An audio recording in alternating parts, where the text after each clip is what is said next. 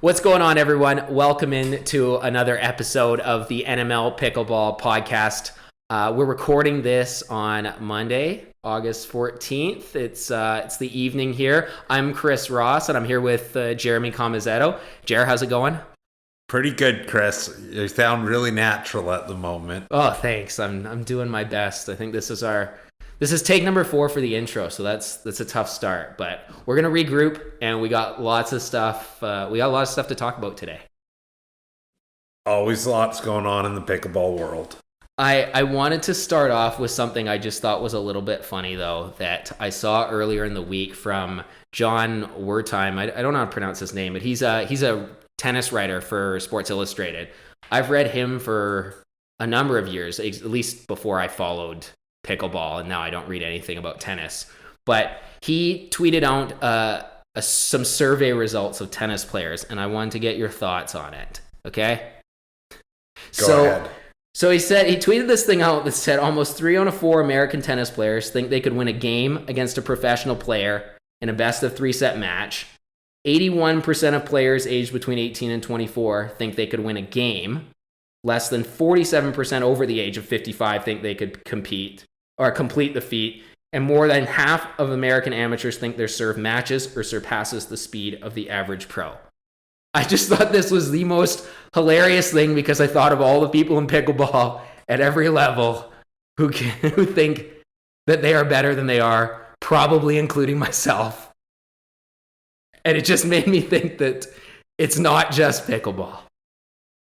It's actually mind-blowing. Like, I would say that basically everyone is delusional about their pickleball skills. It's partly what makes pickleball so addictive and fun is basically you can start playing it and it gives you this illusion that you're good, or like I think everybody thinks they're good at pickleball when they start. And I think that is part of the charm of the game, but those tennis numbers actually blow my mind that people think that they can somehow hang or compete with professional players and that their serve is like on par with a professional player's serve.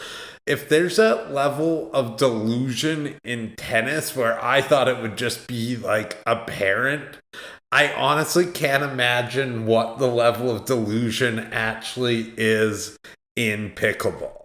Well, one of the things, like, the problem with pickleball for watching is that you watch it and you think everyone thinks that they can do it. But I always thought you watch tennis and you don't actually think that you can play tennis with the pros. You see them serve, you see them hit the ground strokes, you think there's no way I can do that and compete at that level, especially if you're not a Division I college tennis player or higher, probably. Well, and I think that a lot of those some of the Division I tennis players, whatever, might have illusion things went slightly differently in their career that maybe they make it, but a lot also might have actually realized that they couldn't hang with that, like, say, top 100 player. I think, like, when we've got, like, the people just that are in a different entire universe athletically, they just apparently have delusion. Like, there's radar guns there at the tennis thing. It's like, do these people think that they're hitting like their serves at that pace? Like, or like, do they not see? Like, I went to the only tennis I've watched in person. I went to watch a Davis Cup match, and it was Canada, and it was Milos Raonic was playing for Canada at that point, and Milos Raonic hit the crap out of his serve. And you see it in person, and there's no chance that you think you can hit the ball that hard unless you hit it 140 miles an hour, which I just can't understand that. It is just so funny to me that it's not. I think pickleball is worse than I realized. I'm more and more realizing this, and not that I have been immune to this at all. I'm still probably victim to this, or I'm not victim to it. What am I?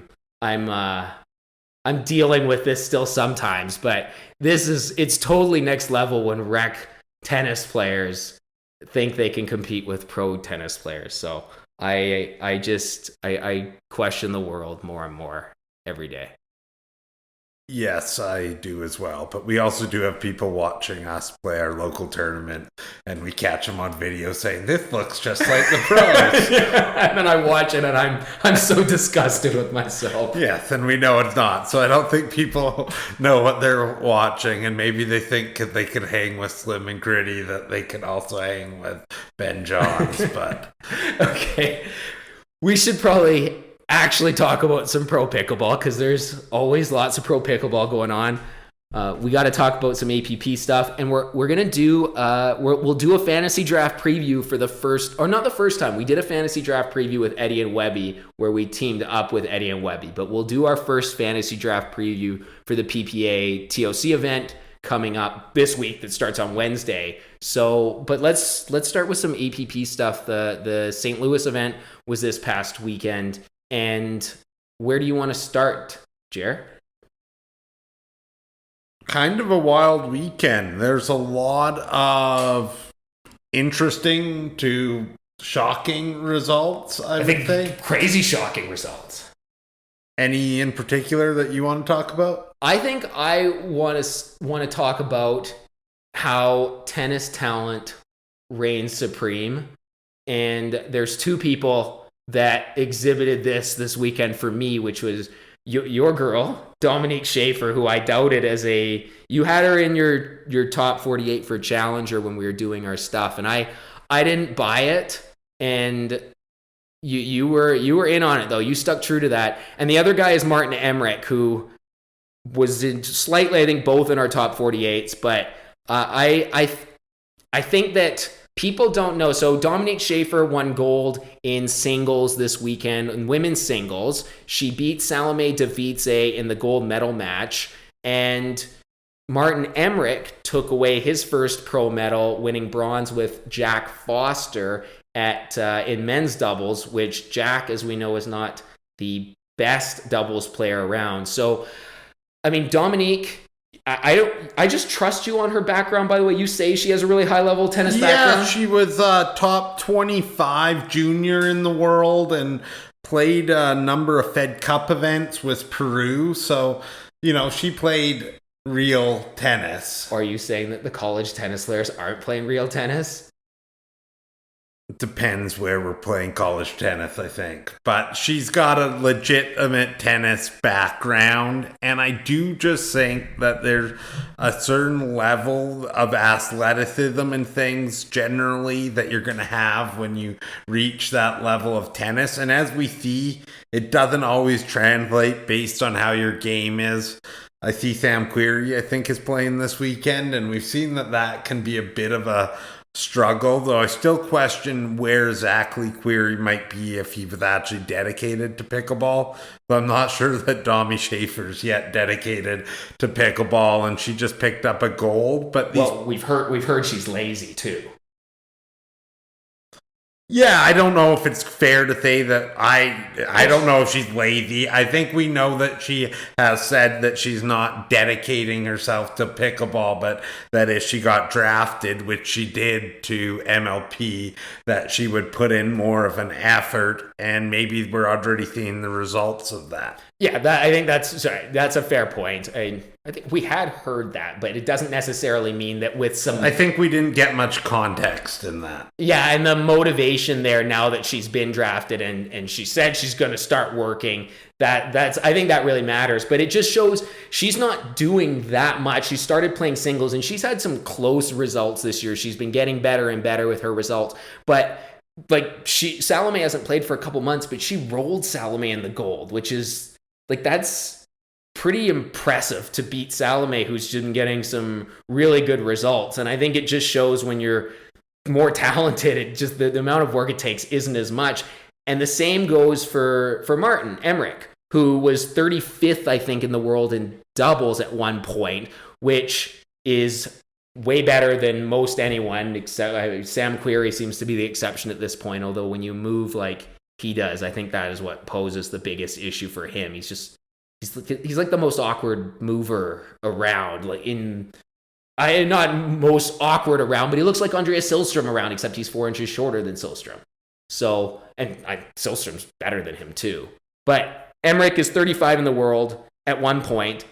the other person that we see getting really good results right now and kind of skyrocketing as a newer player, Tina Pisnik, who was 29 in the world in doubles. So what does that say again there? Wasn't Pisnik also top 40 in singles in tennis? Oh, I don't remember. I think so. I think she was close to the top 20. Like if you look at Tina Pisnik's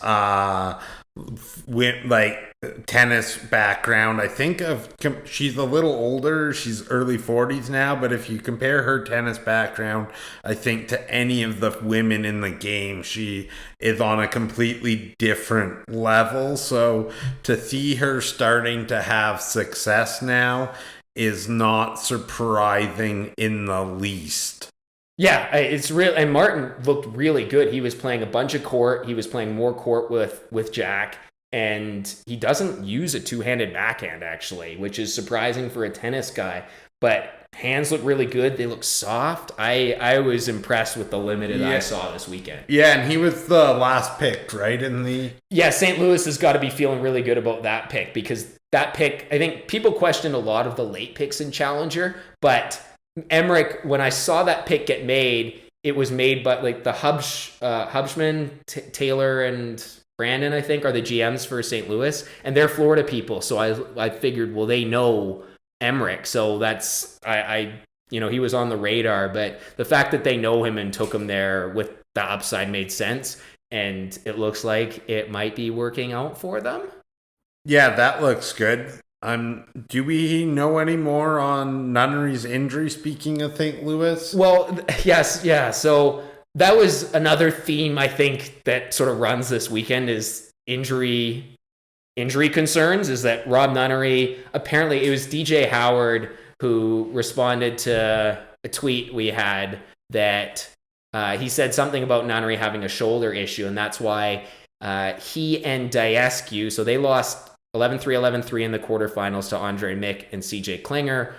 Made a big run through the back draw, won the bronze in 3 games over Emmerich and Foster, won the 2-0-3 against Klinger and Mick, and then lost the game to 15. So they ended up with a silver, which was a very surprising result going into the weekend. But now, from what I'm seeing today, Travis Rettenmeyer was supposed to play with Nunnery in TOC this week, but Nunnery is out. Graham D'Amico, co-owner of the Florida Smash, is in for Rob Nunnery. I don't think that cannot be a good sign for Rob, that he's got to miss time here. He's got some shoulder thing. It might not be a big deal, but it's not a good sign. There is still like 5 or 6 weeks till the first MLP of the season, so there's some time. But yeah, that's got to be a little concerning. Also, you just kind of touched on, you want to talk about people's stock up. Maybe not the same level of tennis background, but Andre Mick has to be one of the fastest rising names right now. Yeah, Mick, he's been winning with Jason McNulty, and now he has CJ Klinger, who I think is better than Jason McNulty, and then he just goes out and wins a gold. It's pretty impressive from the Pro XR boys this weekend. Yeah, obviously I didn't see Andre and CJ getting the win this weekend. That's very impressive. And Andre also had that impressive run to the championship Sunday with Allison Harris a few weeks ago. Yeah, he also had that as well, which was out of nowhere too. They went 0-2 this week, though. Shows that sometimes the margins between great and not so great are very small. Yeah, I also, Allison Harris got a bronze this weekend, but I don't know if I'm quite sold based on, even though she's had some results, I don't know what she is still yet. She's not been quite as just, like, she doesn't pop off when you watch her, I think, in terms of smoothness, but she's getting some results, which has to mean something. Well, and she's playing with Mary Humberg, right? Marie Humberg, yeah. Marie Humberg. That's somebody else who hasn't popped off, but is getting some results here and there. Well, she played, do you remember, she played US Open split age. She won that gold with Sherry Couture. Right. And that she started seeing all the balls in that matchup. But what I noticed she still has a problem. Like she wants to one-hand slice all her balls on her backhand. and she was rolling some of them this weekend. So she's again Div 1 tennis player, so there's potential there, and you can work on some things. Some things don't always just come super naturally to all these players necessarily, and you don't just have an immediate trajectory right away. So I think that's something for Humberg and maybe even Harris, who's gotten some quick results, and encouraging results early. That's something that always has to be factored in. Right. Any other results catch your eye this weekend? Well, I was just on the injury stuff. Simone was out this weekend too, so she was a surprise miss. Don't know if it's anything serious, but we're seeing people have injuries, and that allowed Fudge and Barr to have a gold medal this weekend. Simone didn't play mixed with Yates Johnson, so she didn't miss out on a podium there, obviously. But I think we're seeing Nunnery was supposed to play with Rettenmeier this weekend, and Rettenmeier, he said on his podcast that he's also having trouble. He's not 100% still from whatever he had. I think he had a knee thing or something like that. Yeah, he said he had a knee. He said I think, a small tear in all 3 knee ligaments. I was actually really curious if that was the case, that he's actually playing this weekend. And now that he doesn't even have Rob, it honestly is kind of wild that he's risking it to go out there and play with Graham. I think he needs the appearance fee money. Probably you got to play your 2 events, get the appearance fee, right? Yeah, it just seems like a big long-term gamble in my mind. Also, you were talking about Simone, obviously somebody else who's battled some injuries, so that's always the risk especially with how punitive injuries are in the Premier League this year. Well, here's the question for you. How concerned are the Atlanta Bouncers right now? I don't know if you're trying to insinuate that they're not worried about winning, or if no. Okay, well, I just in terms their roster it's a problem right now, isn't it? That Simone is hurt. Paris Todd is not winning enough, I don't think, at the APP level. She didn't get a medal with Radzikowska. They didn't get a gold again. They got beat by Barr and Dayskew again. And then you've got Hunter Johnson, who didn't medal again in men's. So that's 3 of your 4 people on your roster. There's question marks.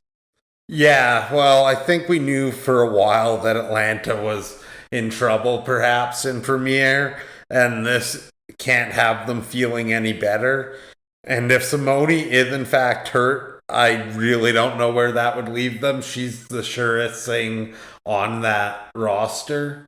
Yeah, I'm just wondering and they're not the only team that may be facing injury stuff, but if Simone gets hurt or is hurt and can't play an event, well, I think this is the same for a number of those Premier teams, or any Premier team really. If you lose a first or second round woman, you might be just done for pretty much. Without some really good luck, I think you are. Well, I think that's you can get Jillian Braverman to not make the playoffs, then maybe you're okay.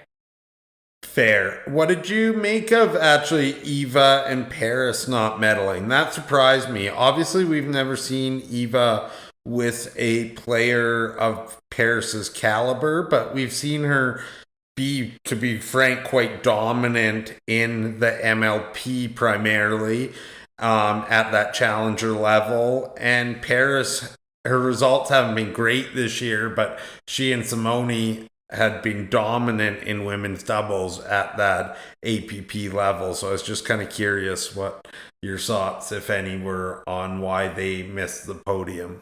Well, I watched a good chunk of their loss to Kelsey Grambo and Tammy Emmerich, and I thought that I think it's clear Paris can't be the alpha in a partnership. I think it's Eva, not Eva, by the way. But I think she said, or she didn't say anything. So what I thought is that Paris she's thinking to herself, I don't have Simone now. I've got to be more of the alpha. And she wanted to initiate, make things happen and she wasn't seeing that many of the balls. And And I think that was it made it very problematic for them because Paris had no patience. I think it made things very weird for the partnership. Then they got down, they lost a game. It was super uncomfortable. They got tight and they're just going on balls. Paris is pinching and poaching on every drive of Radzikowska's. And so I don't know if I can take too much from it. First time partnership. I thought Paris probably just had to see if Eva could figure things out on her own and just and they had to be more patient, and maybe if someone was there to tell them that, they might have actually won that match and maybe find a silver medal on the day. Isn't this the problem with taking Paris in the first round, though? She's your typical right side player who can counter, has good hands, makes balls, but she's not an alpha in any way, shape, or form when it comes to initiating. And it's pretty well proven at this point in MLP, when you build your team around somebody like that, you're usually setting yourself up for failure. So Atlanta's draft strategy there remains perplexing at best. I'd be curious what happened because Atlanta, clearly, I think from their drafting, they weren't fully focused on just like picking the best team. And I'd be curious if someone else was going to be taking Paris in that range, though, because I think she's a not as good Vivian David at this point, or not as steady Vivian David. So, and we know Vivian's always taken too high. I think she even got taken too high again in this MLP. These right-siders who aren't able to take over and make things happen, I think they have limited value, and they can't be that player. And they shouldn't be trying to be that player either. I think that's what Paris was doing this weekend too. Yeah, I kind of like Paris later second round, particularly if you were going with a two female strategy to start. But taking her in the first round just made zero sense to me.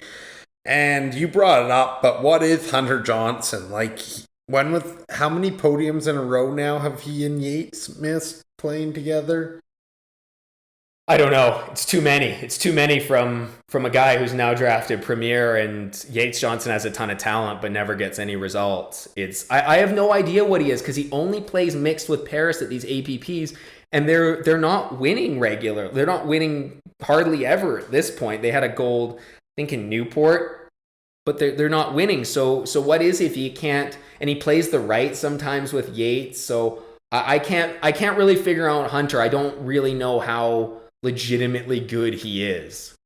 I guess Atlanta better hope Simone's healthy and she and Pablo can be their number one mixed team. Well, I think it's also concerning in these APPs that you do get the double elimination as well. So you can't just chalk it up to a bad round, like a bad match, because they go down. I think there's some brother stuff that goes on there, but they go down to the back draw and they lost to, I think this Acevedo guy, which someone messaged us saying they think he's pretty good. He's only played a couple tournaments this year. And this Will Howell, who he actually played with Hannah Blatt and mixed, did not do badly, I thought, all things considered. So he might be good as well. But still, like, you lose to a team like that in the back draw. They almost beat Klinger and Mick, but you have other chances in the back draw to make things happen. And you see Nunnery and Andre go and they just battle their way through, clearly not 100%, and they're able to do it. So it's not a good sign, I don't think.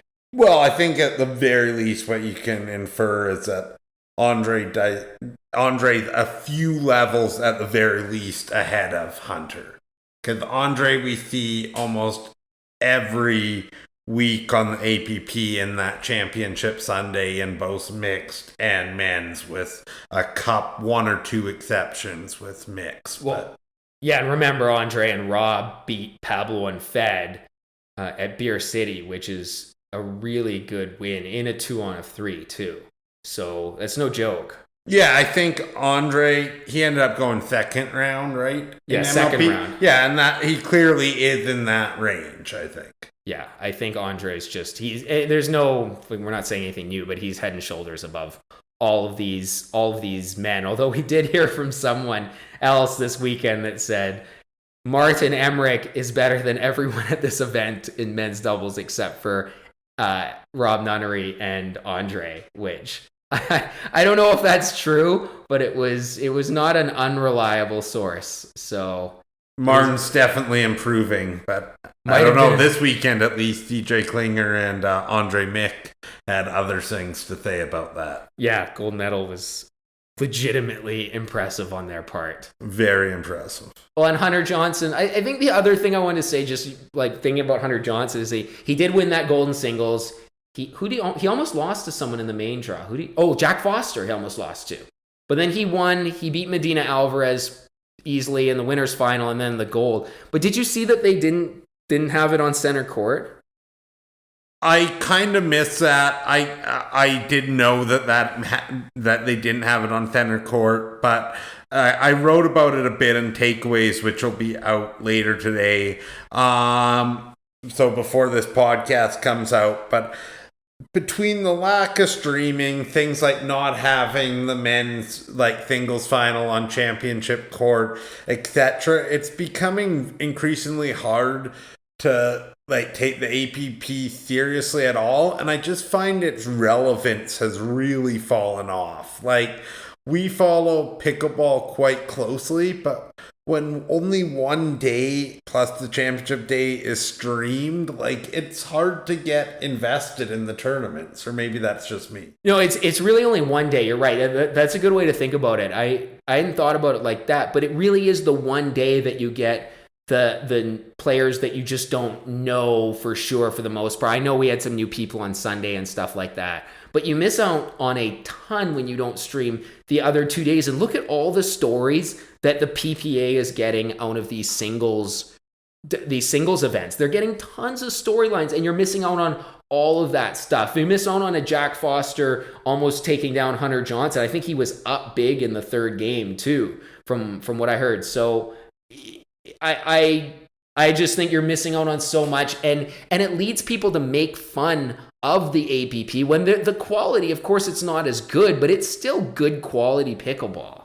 Well, but I think that quality is going to continue to suffer. You know, we've seen companies, I know Selkirk does it for sure, and I think some others do, that only pay their players to play the PPAs. And at first I thought that was kind of crazy, and I still think from a developmental perspective there's some issues. But when those matches aren't even being streamed by the APP or anything, it does really limit the value players and, more importantly, their sponsors get out of playing those events.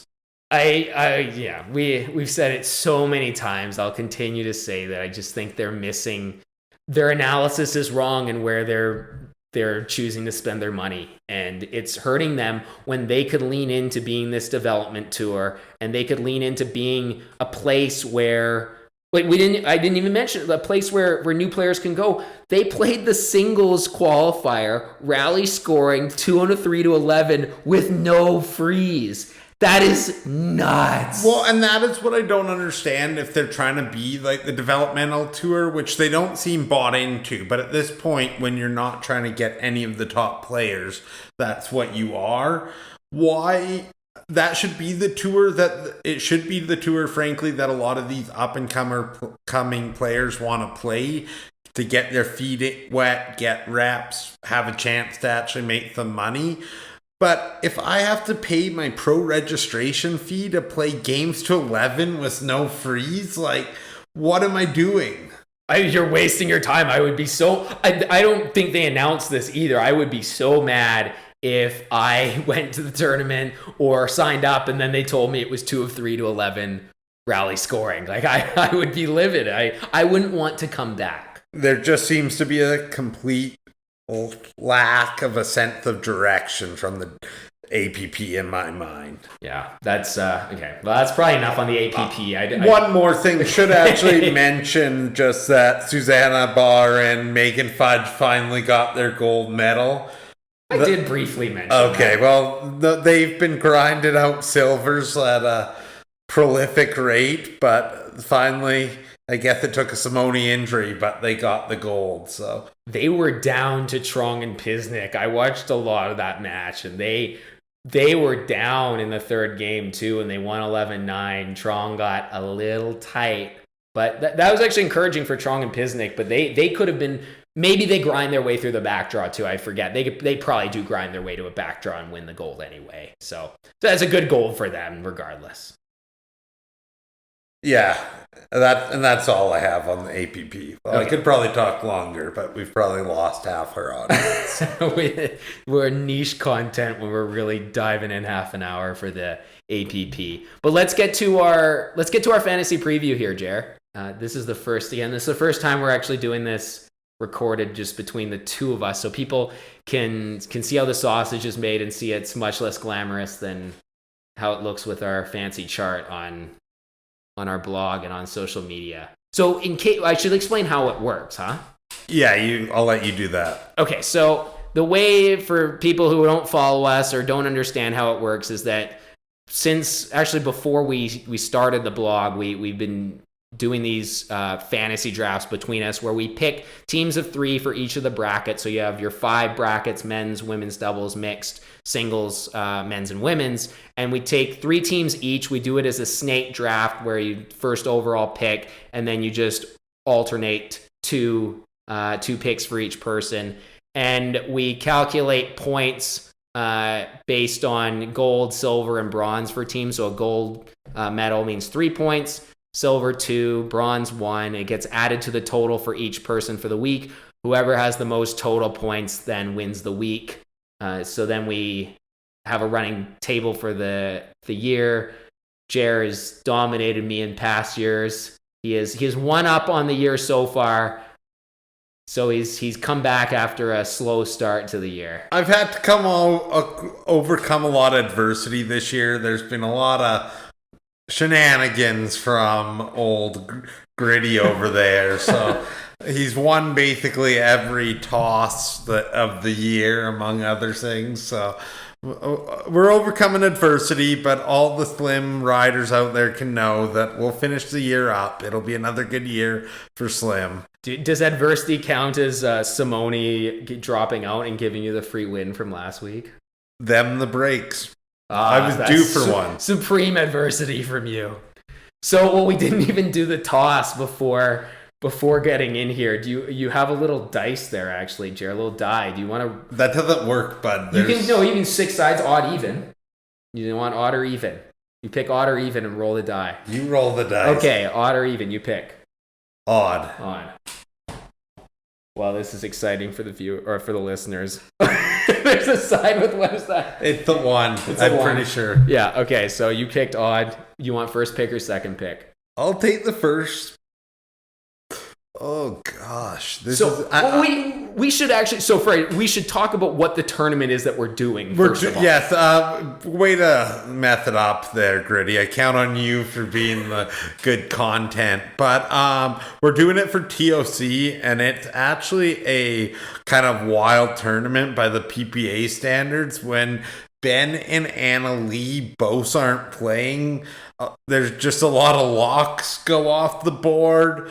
And, especially now that I don't want to give away too much, but when you've got Riley, who maybe in men's previously would have been a lock, there's a lot of up for debate, I think, which should actually make this an interesting draft. Well, the other 2 players that are missing are JW Johnson and Matt Wright. Those are the other 2 and so, we don't have JW and Dylan, and we don't have the Johnson siblings, so...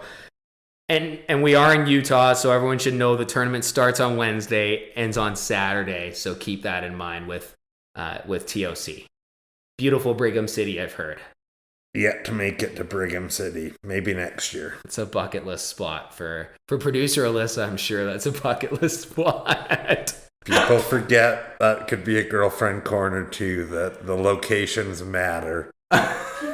I've heard small town Oregon isn't always number 1. Same with small town Washington, but that's where we often take. Depends on small town Washington. Yeah, I think she missed out on Spokane last year. Twice. That's not really small town. No, it's not. Okay, you have first pick. So where are you going with the first pick? I don't actually love this, but seeing that we haven't seen her in a while, but I'm going to go Catherine Parento and Thingles.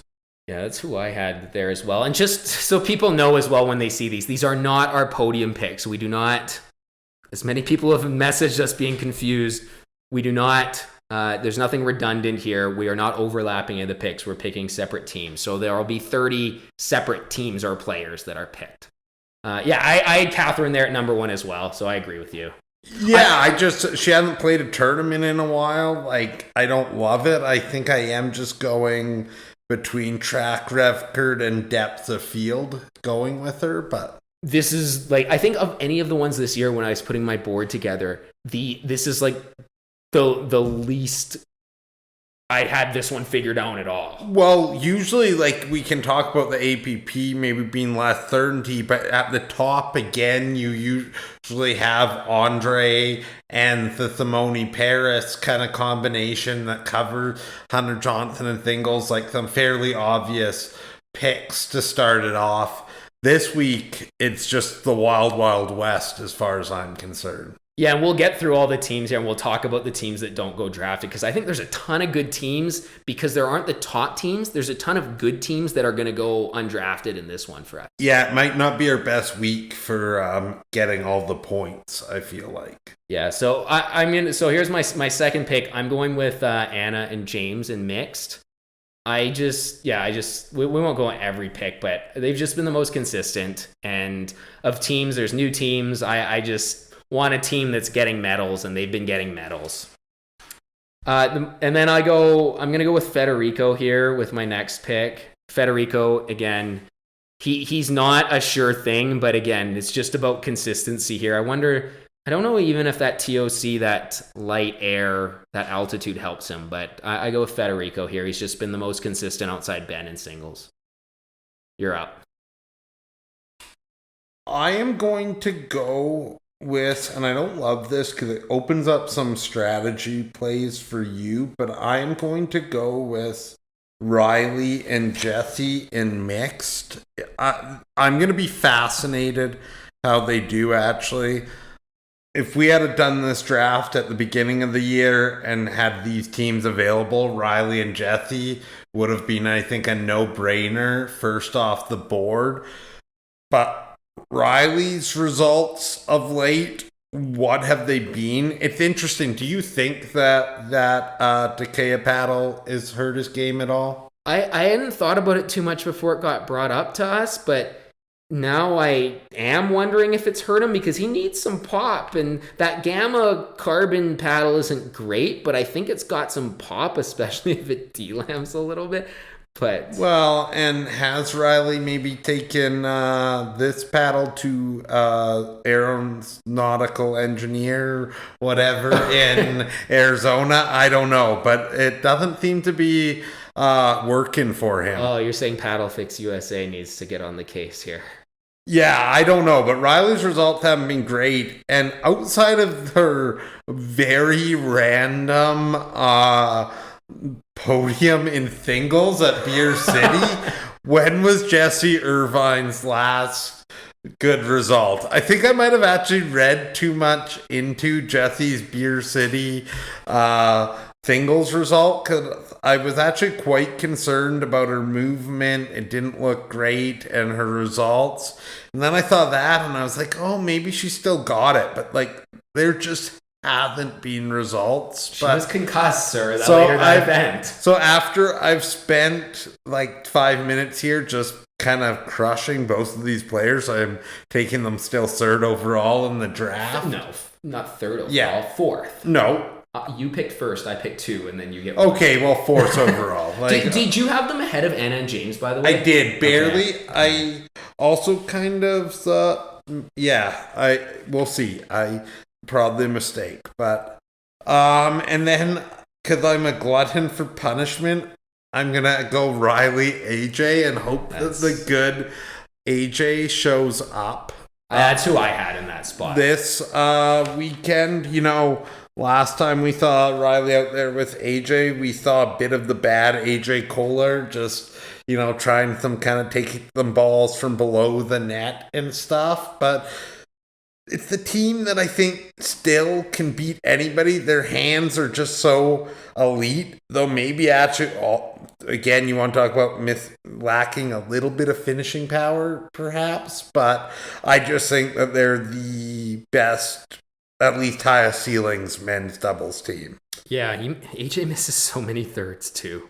I thought the altitude might be helpful for them, but with their not huge finishing power, but they have such quick hands, so it's not gonna that's gonna be helpful for them maybe. So I had Riley and AJ in that spot. I think you did a smart thing too, going Jesse and Riley, because I have no idea what I'm doing with these spots.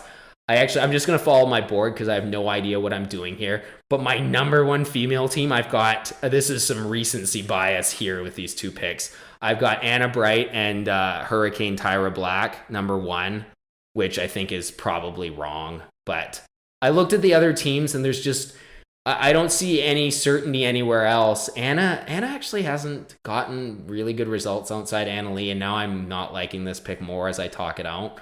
But maybe with Hurricane, she's got, there's the combined hand speed between the two of them has to be the best of anyone in the field. Right, you don't want to give way too much. That's okay. No, I did actually think, I can't remember if it was actually I guess the Lucy one was the most recent, but I actually thought Jimmy Miller may have had the hottest take I've heard in a while, that Anna Bright has passed Anna Lee in women's doubles. Oh, right, he said that. Yeah, it wasn't just Catherine. It was either women's doubles or doubles, and I thought that was just wild, considering that Anna Lee is still yet to lose a women's doubles match this year, and I think she's lost, if it was all doubles, she's lost like 2 doubles matches, and Anna's results outside of Anna Lee have not been good this year at all, with some solid partners, so I would love to hear actually more details. Tyler didn't really push him on that one, but yeah, that one, it doesn't make any sense at all. And now I'm talking about this, I'm really not liking that I picked. I would toyed with having Catherine in Paris first, but then I'm like, well, do I really want to put Paris first?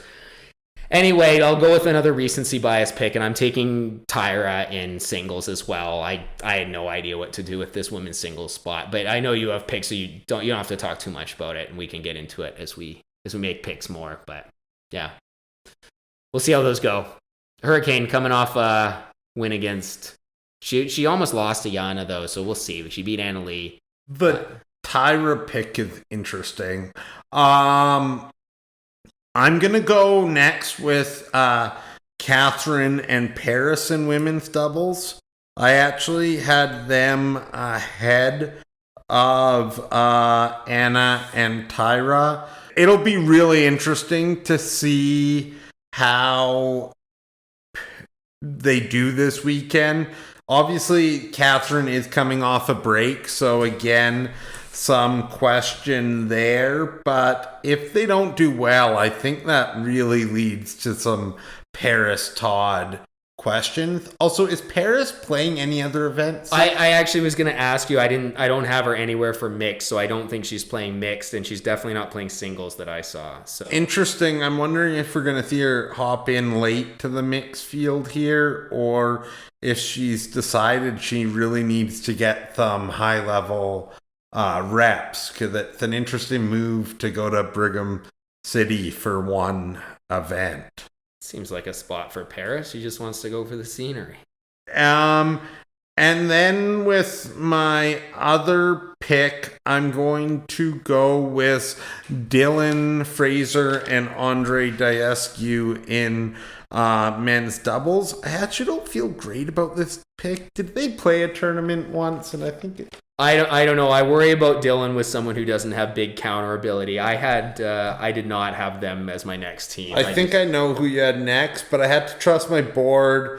Andre steady, and we've seen Dylan, when he's playing with JW, they're the second best team, so I decided to go with it, but I did also have some concerns about the lack of kind of heavy hands there between the two of them. I could see them winning gold. I could see them just like bowing out in the quarterfinals to some team that's not even a top team as well. Two picks for me here. Yeah. Okay, I'm just following my board. I'm going with Connor Garnett here. I like Connor here. I like him in the altitude. I like that he's going to be able to make the ball do some stuff that other people aren't going to be able to in this spot. And I think that his game's in a good place. He's had a week off. I like it. I don't want to, again, I can't give away too much here. And I'm going to take, I have this as my second men's team. I know they've lost recently, but I'm going with Pablo and Fed. They just, again, it's consistency. Like, I want teams that this week that, I pick Anna and Hurricane. But I think if I can, I'm going with teams that you sort of know what you're going to get a little bit. So Pablo and Fed are my next team, and we're my number 2 doubles team. Nice. I'm going to go next with my guy. I'm usually out on him, but I feel like this is a field where he can capitalize on particularly Ben being missing. I'm going to go Tyson McGuffin. His first weekend back there, we still saw him make the semifinals. He just had the way of getting through these draws, and so I'm going to take a shot on old Tyson there. And then just one thing I want to say, I did have Tyson really close with Connor. He would have been my next pick. I'm thinking I probably could have gotten Pablo and Fed later, but should have taken Tyson and gone off board. And then I wouldn't have let Pablo and Fed drop too much more. Okay, good to know. And then you were talking about there not being much proven in women's. I'm going to go with the most proven team in women's doubles, the Kawamotos, who always are kind of a little underrated. I think there's an we all know there's a few limitations there, but I think you could make an argument in some respects that they should be the favorite this weekend when you've got Catherine playing with Paris and Anna with Tyra. Kawamotos are the most proven team in the women's field. Yeah, we feel very differently. Usually we're too lockstep on these drafts, but I feel very differently than you. I wonder again about their power. The altitude is helpful to them, but I had them significantly lower. Are you worried that, was it Beer City they last played together where they didn't appear to maybe be getting along as well? Yeah, and that's, I honestly, I wish I want to pretend that was my thought process, but it wasn't. But that's a great point.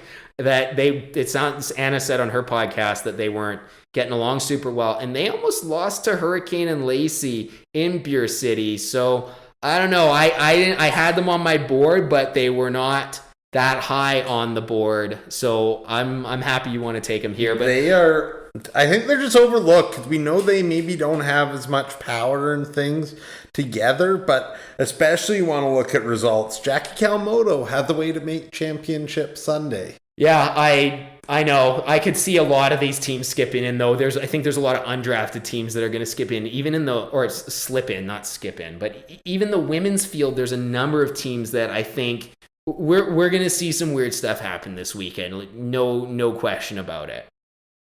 Do you have one more pick, or is this? I went Tyson and Kawamoto's. It's you. Okay. I'm going to go with my dude, who's also your dude, apparently, Tyson McGuffin and Catherine Parento. Just a steady team who we've seen get some good results this year in a weird field. I like a team that you just sort of know what you're going to get from them. Catherine's taken some time off, so that's the one question. I'm now questioning my board already here, but I'm going to do it. Good things happen when you question your board. I'm going to pick Jesse and Leia, and they haven't gotten any results together. It doesn't seem to really be working. I'm betting on the talent with this pick, but I don't feel good about it at all. And I think they're going to be, maybe they just won't play together and I won't have to worry about picking them again in a tournament. But I think I'll probably be out on them if they can't get a decent result this tournament. Why does Jessie almost never look like she's having a good time playing with her partners? Well, you know what's funny? Sorry, you go ahead. No, you go ahead. Well, you know how everyone says it looks like she hates playing with AJ? She did the same thing. There's a local player who does that. The imaginary hit after someone takes what you perceive as your ball. She did that to AJ. And there's a local woman who does that here and reminded me of her. But her and AJ they hang out. They're constantly playing rec together. They seem to be friends, but she seems to hate whoever she's playing with when she's on the court. Yeah, it's just she never appears to be having fun out there. Kind of is mind blowing. Yeah. Is it me now? Yeah, it's you. I'm gonna go back to back women singles. I'm gonna go with Judith and Salome. That's a bit of a draw play. I think I wouldn't maybe have the draws are out? Play there, but with where the draw fell, I think you gotta kind of like one of them to make it out of the bottom half of the draw. So I didn't. Where was the draws? On the PPA website. I looked. Where are they? They were there at least an hour and a half ago. Oh, well, thanks for letting me know. You usually have found it. No, I always I do would my like stuff to point out that part of the reason I had a rough start to the year was also that I couldn't get the draws to load. I would always tell you when there was, there is. But I couldn't get them to load, so I still couldn't read them. Okay, well, now that might have changed some of my picks. Oh, the excuse train is already rolling in from ready. Well, this is, how do you even read this? It looks, there are brackets below, I see. Okay. Well, I'll still stick with my board, but I'll try and stick with my board. This makes things weird, though. Okay. Well, anyways, I'm going to pick, you picked Judith and Salome. Okay. I'm going to pick Tyson and James in men's doubles. This is a kind of dying partnership, but I think those are two guys who can sort of put aside what stuff might be going on that didn't quite work out with them this year. And they did get a bronze together the last time out together, I believe. So I'm liking that this team, I think, can put something together, and they know each other in this field. And Tyson, I think, underrated in men's. If these are two basically first-round picks, Tyson right at the start of the second round, they should be able to do something together, I'm hoping. It's interesting. Didn't make my board. I don't like those partnerships that have basically broken up and are playing out the string together. So, disagreement on that one. But yeah, that's fair enough. I just think they're two guys that might be able to put that aside. And then I'm going to go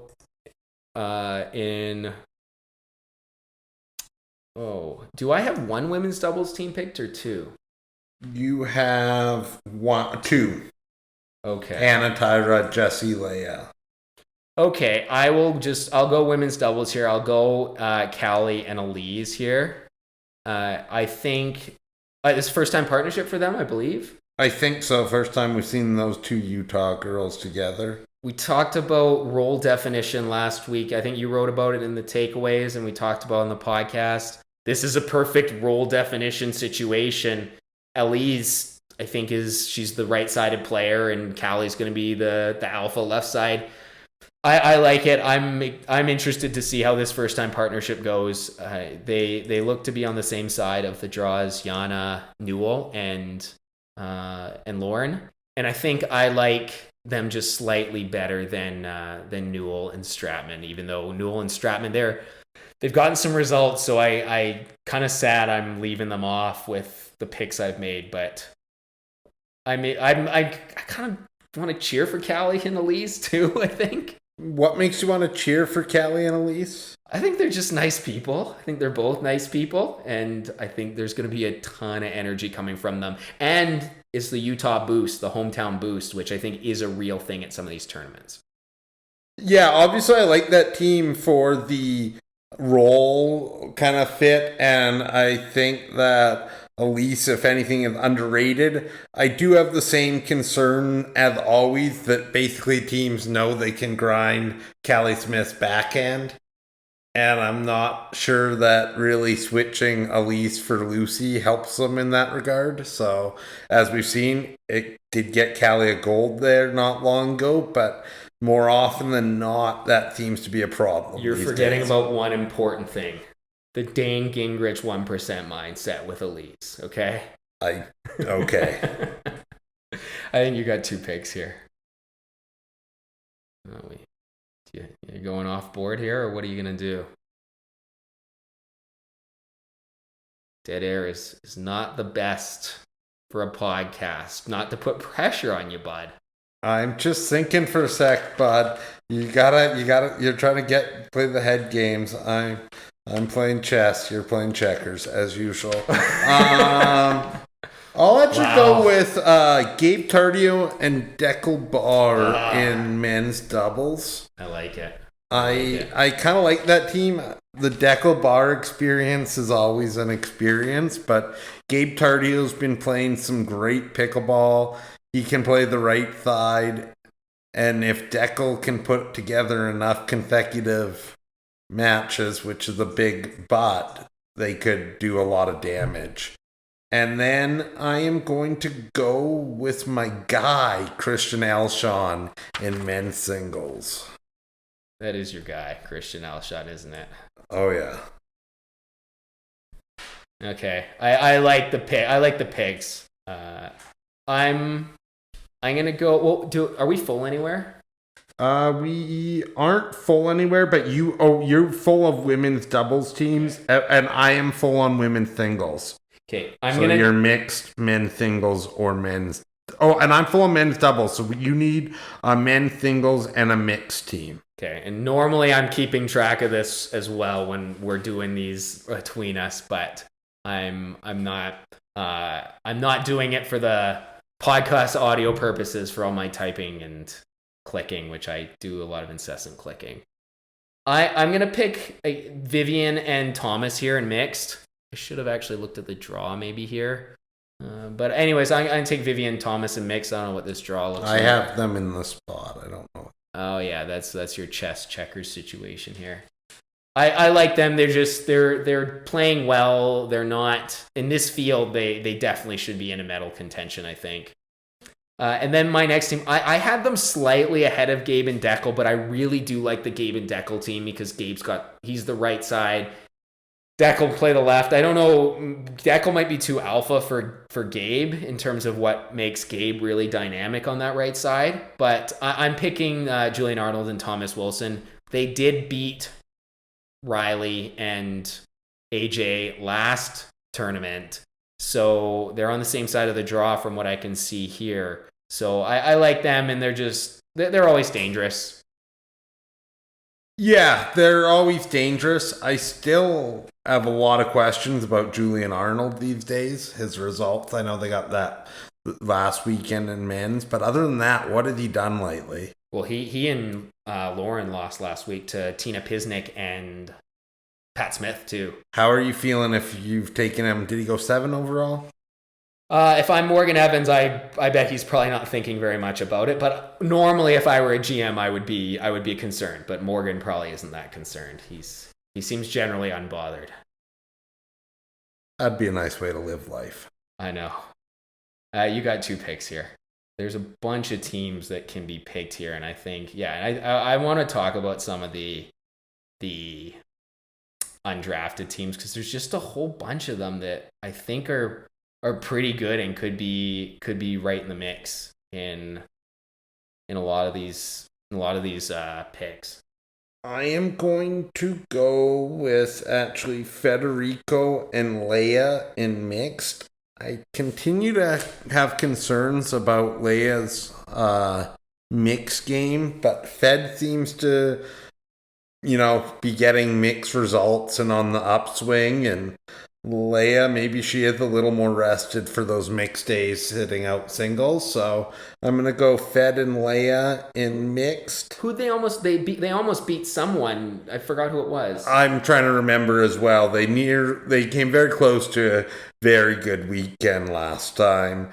And then I am going to go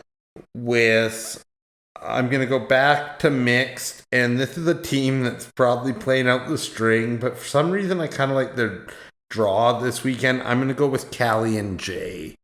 The hometown cooking. I think I literally think there were maybe 6 or 7 options at that spot that were viable. I wrote down a bunch of teams. I don't know how viable all of them are. Susanna and AJ, Glosman and Loong, Elise and Rafa, Jade and Deckel, Coop and Zane, Jackie Kawamoto, Christian Alshon, Stratman and Pablo, and even Jillian Braverman, DJ Young. Who's the most intriguing out of those undrafted? And Hurricane and Gabe. I actually think Hurricane and Gabe are intriguing. I actually think if you want a wacky team that could really do some damage, they don't really see coming, it's kind of the Susanna AJ. Just two weird styles that if they happen to both be clicking that day, a lot of teams might just not be very happy playing them. I have a feeling the team chemistry there is not going to be on point. Okay, yeah, I just saw it as that one of those teams where the other team on the other side of the net might be wondering what's going on half the time. I kind of like the team. It is like a weird team. This is actually stealing your take. Is it problematic that for their development that some of these new women coming into the game that are quite talented seem to partner and mixed with Tyler Loong and play that left side? And does it hurt their mixed development? Well, what's very clear, and 100% credit to old Jimmy Miller here, but we always wondered how Tyler Loong was figuring out how to get these new players. And it seems like it was Jimmy figuring it out all along.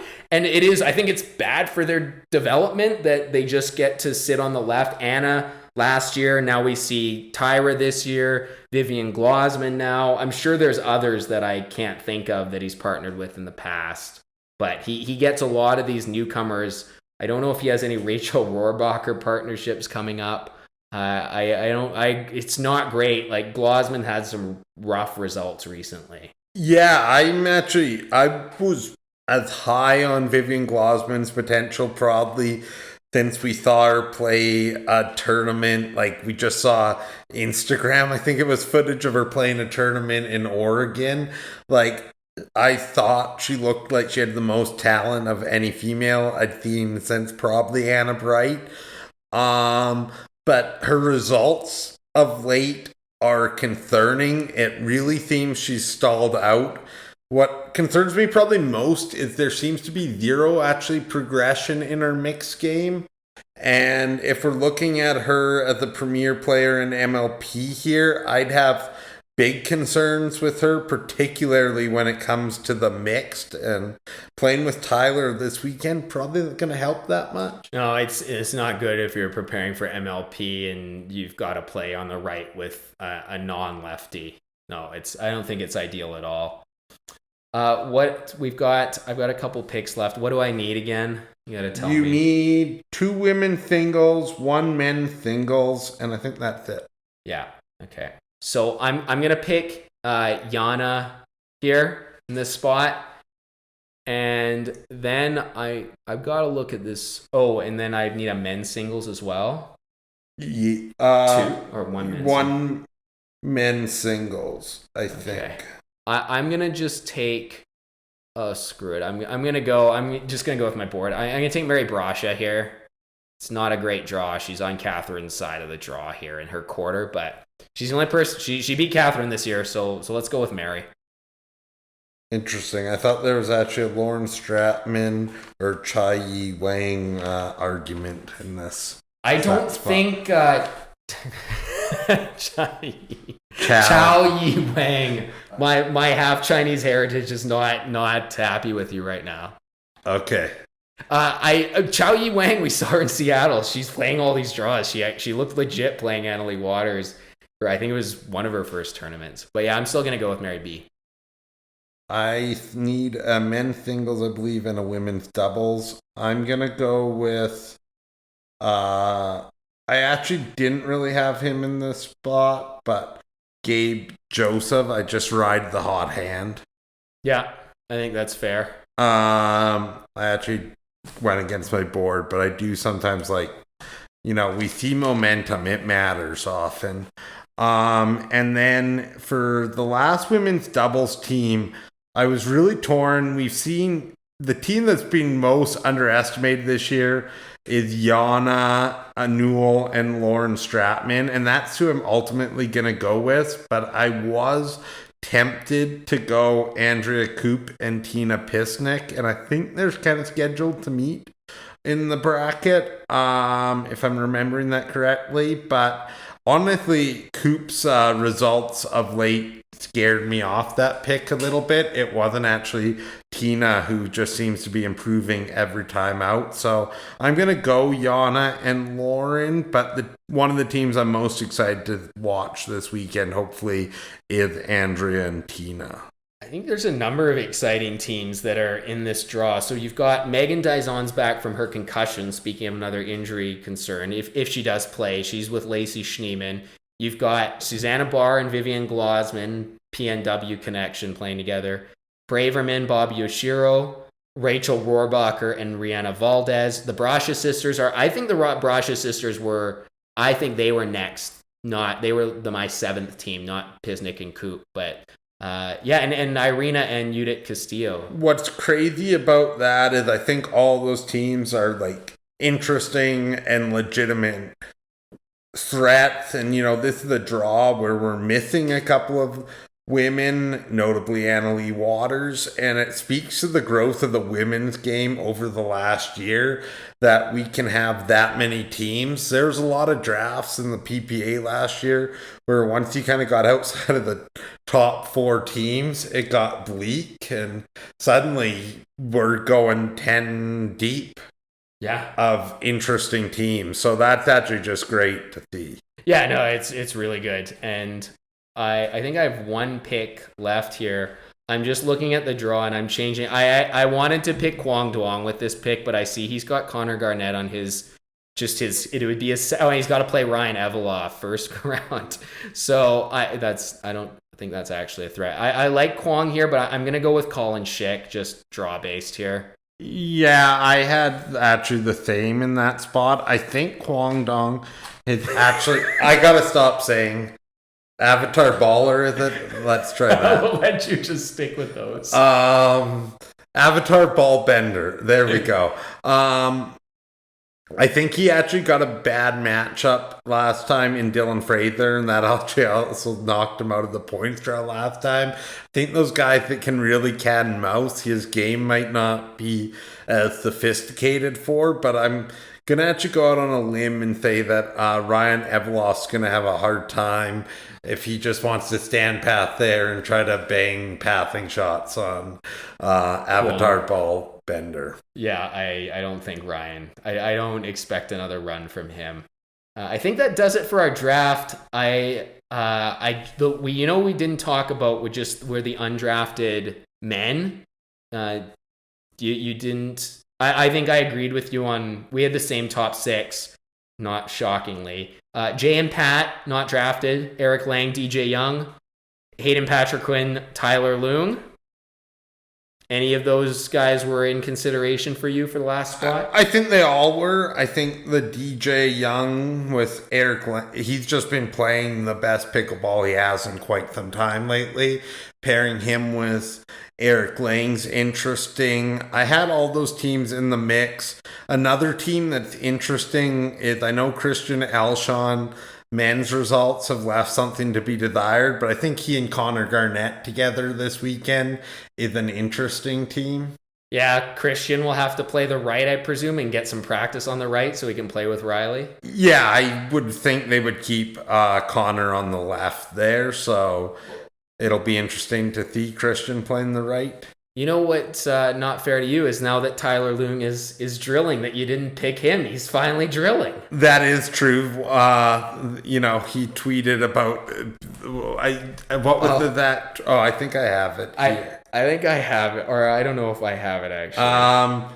It was for nearly 8 years that I've played PB, I never once drilled. Quote unquote drilled. Last week, I drilled for some new shots that within 1 week, I'm already seeing the massive improvements on. To say I'm stoked for the next 3 to 4 and future months would be a big understatement. And then Anna Bright hilariously tweeted, Tyler discovers drilling. And then she obviously wasn't quite over it because, like, a day or two later, she tweets, the kitchen had a highlight where she got body bagged. And she tweets, if only Tyler Loong had discovered drilling a little earlier, I probably wouldn't have got bagged. And it also reminded us of probably one of the funniest tweets for us on Twitter, pickleball Twitter history, where Tyler tweeted something about PEDs, and the infamous Odos tweeted, well, nobody's ever accused you of performance enhancing drilling. And yeah. Well, I just think it's funny because I think a lot of people might be surprised by Tyler's no drilling. If you've not followed Tyler on social media or whatever that closely, like we have, because we're crazy, is Tyler. I think Tyler's always been like this. And because I wanted to find something where we've texted with each other, because we talk about these things. And I found a text from January 2021 before we started this blog where Tyler had posted something on social media about how often someone asked him, he does these questions, and how often do you work out? And he said he plays and works out in a certain period of time. And we were concerned with how much he was practicing. I think I say here, it's that he might not have a job much longer if he keeps it up like this, which commendable to Tyler 2.5 years later. It actually speaks to how athletic he is and how good and talented he is that he can basically not practice and still be a top pro player in this landscape. I think it points to two things. He's very talented and athletic. It also continues to reinforce to me that most of these players are not putting in the work they should be. That somebody who is apparently just usually playing some money cash games with the locals to get his practice in, and started running a mile, I think, to get in shape, can like be near or at the top of the game. I remember being concerned with some of his mile times a couple of years ago. He's much improved on those, though. Yeah, he has put in some work, but I think there's a long ways to go for most of these athletes to be actual professionals. Agreed, of course. All right, so that's I think all we've got, Jer, for today. I think so. What about Girlfriend Corner? I think it is time for the inaugural Girlfriend Corner. I know we've gone a little bit long with our preview today, but there's no more excuses. The people are asking for it. I think it's time for Girlfriend Corner. What is on your mind this week, Producer Allissa? I don't think anyone's asked for this. We had two people this weekend ask for it. We have two regular listeners. Yeah. So for those who don't know, Producer Allissa is my girlfriend, and she has been forced into the world of pro pickleball since we started dating over 3 years ago. And we are so technically inept that she has just been gracious enough to figure things out for the blog as well as the podcast. But we also get fun takes when we're on car rides to tournaments, when we're just talking about things. So we figured we'd put those takes into Girlfriend Corner and make it a segment. She's been really reluctant to do it, but we think it'll be funny, and so we want the takes. So here it is. Okay, so what's on your mind this week in the pro pickleball space that's got your blood boiling? I don't know if there's anything specific that has my blood boiling. What do you want to talk about? We're gonna have to edit it. We can edit this. Well, I mean, how am I supposed to lead in with that? You just say what's got my blood boiling? The PPA, I think, has got your blood boiling. The PPA's had my blood boiling for a while. Well, that's what you say. Okay, so what happened? So what has my blood boiling is the fact that I checked my credit card statement and saw that with conversion charges, I got charged $38 to go to the PPA in Seattle to watch you play the pro qualifier for singles it was the Wednesday, I believe, right? Yeah, we went on a Wednesday, and you went, and yeah, you had to pay to watch, but I had to pay to watch, and while that's fine, and I would pay to watch you regardless because number one fan, obviously. oh no. I think what bothered me about it is the fact that it was, it was converted to Canadian, so don't quote me, but if it was $38 to go on the Wednesday, it was also the same charge to get in we went on The next day, so that would have been the Thursday.